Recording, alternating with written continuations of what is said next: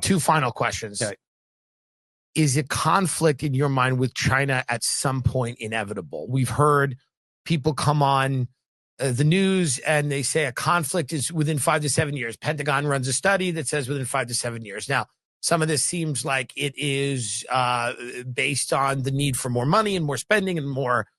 Or is this, and you know more about China than a lot of people, and you've studied and read about it, is it going to be a military conflict? Is it going to be an economic conflict? In this is the book, and I'll get you a copy, Unrestricted Warfare, written by two colonels back in the 90s off of the Gulf War. And what they said is foreign devils are so sophisticated in armaments, and particularly remote armaments and targeting, that we never want to get into a shooting war with foreign devils. That unrestricted warfare will be cyber, psychological, political, economic. We will do everything. And in fact, they announced in 2019, there's a people's war. The Chinese Communist Party is at war with us today. That's where you see the mass infiltration into the United States. That's where you see the taking of so much of our technology. We don't need, and Sun Tzu tells them in their belief, the moment they have to go kinetic, they feel they've already lost. Number one, they don't want to fight the foreign devils in a kinetic war because they understand one thing we can do is get up on it and fucking blow shit up and kill people, okay? We're very good at that. They considered that defeat. They want to defeat us beforehand. My point. The only people that throw off, think about that, we allow the Chinese Communist Party, which is a dictatorship that's killed 250 million of their own people, right? I mean, they make Stalin and Hitler look like pikers, okay? They've murdered in concentration camps, starvation, through the Cultural Revolution, the Great Leap Forward, the collectivization, and today the gulags they have, 250 million of their own people. And the forced abortions, you had another 300 or 400 million Chinese, particularly Chinese female babies. So these people are murderous dictatorship, yet we interact with them, we're in business with them like they're part of the Kiwanis Club. If you want to support Lao Beijing, which is the only way they can be overthrown, that's a name for old, old 100 names, because there's basically 100 names in the Chinese language, right? 100 last names. So old 100 names is a term for the common man in China, common man and woman. If you want Lao Beijing to overthrow him, we just have to do two things.